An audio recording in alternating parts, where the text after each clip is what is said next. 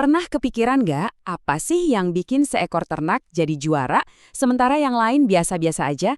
Ternyata jawabannya itu bukan soal hoki loh, ada ilmunya, ada resepnya. Nah, kali ini kita akan bongkar resep rahasianya.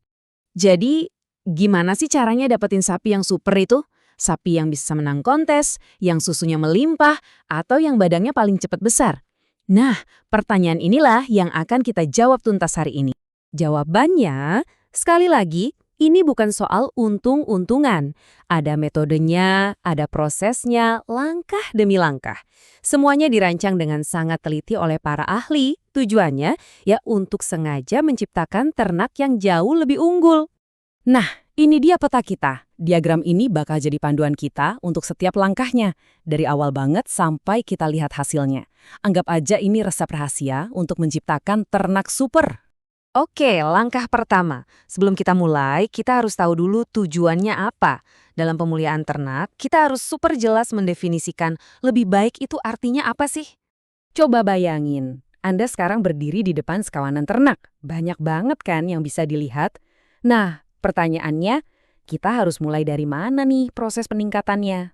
Kuncinya adalah fokus. Kita nggak bisa memperbaiki semuanya sekaligus. Jadi kita harus pilih dulu sifat atau karakteristik spesifik mana yang paling penting. Dan ternyata sifat-sifat ini bisa kita kelompokkan jadi dua jenis utama.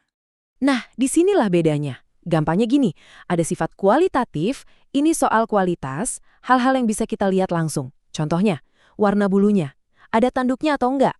Lalu ada sifat kuantitatif. Ini soal kuantitas, semua yang bisa diukur pakai angka. Berapa liter susunya, seberapa cepat bobotnya naik. Nah, paham bedanya? Ini penting banget. Oke, kita udah tahu nih mau cari sifat apa. Sekarang, saatnya kita jadi detektif. Di tahap ini, kita akan ngumpulin semua bukti dan coba pahami apa arti di balik angka-angka itu. Betul, pemulihaan modern itu bukan lagi pakai kira-kira atau firasat. Semuanya harus berdasarkan data. Kalau mau ambil keputusan yang tepat, ya kita butuh fakta yang jelas, data yang akurat tentang performa setiap ternak. Prosesnya itu kayak corong loh. Pertama, kita kumpulin semua data mentah, catat semuanya tanpa terkecuali. Terus, data itu kita analisis buat cari pola atau tren yang menarik. Nah, bagian paling kerennya di akhir, kita pakai sains buat menduga sebenarnya seberapa besar sih pengaruh genetik terhadap performa seekor ternak.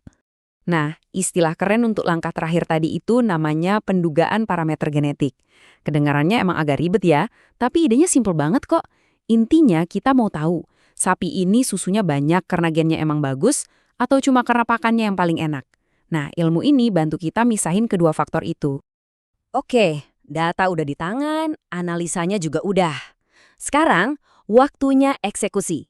Waktunya ambil keputusan paling penting. Semua proses ngolah alka tadi itu ujung-ujungnya cuma buat jawab satu pertanyaan krusial. Dari semua ternak yang ada, siapa nih yang paling layak jadi orang tua untuk generasi selanjutnya? Jawabannya, ya ini. Kita pilih ternak yang berdasarkan data punya potensi genetik paling kuat untuk sifat yang kita mau. Inilah yang disebut seleksi, benar-benar milih bibit-bibit unggul, para bintangnya. Tapi tunggu dulu. Milih ternak terbaik itu penting banget, tapi itu baru separuh jalan loh. Nggak bisa dong kita asal campur aja terus berharap hasilnya bagus. Ada strateginya lagi. Jadi, kuncinya ada di dua tahap ini. Pertama, seleksi, kita pilih individu-individu jagoannya. Kedua, sistem perkawinan, kita tentukan siapa dijodohkan dengan siapa. Ini penting banget, supaya gen-gen terbaik tadi bisa bergabung dengan cara yang paling efektif. Oke, rencana sudah, data sudah, jodohnya juga sudah dipilih. Tapi, gimana kita tahu kalau semua usaha ini berhasil? Nah, disinilah kita masuk ke tahap evaluasi. Soalnya begini, dalam dunia pemulihaan ternak itu nggak ada kata selesai. Ini bukan lari sprint, tapi maraton. Ini adalah siklus perbaikan yang nggak pernah berhenti, di mana setiap generasi baru jadi dasar untuk generasi yang lebih baik lagi.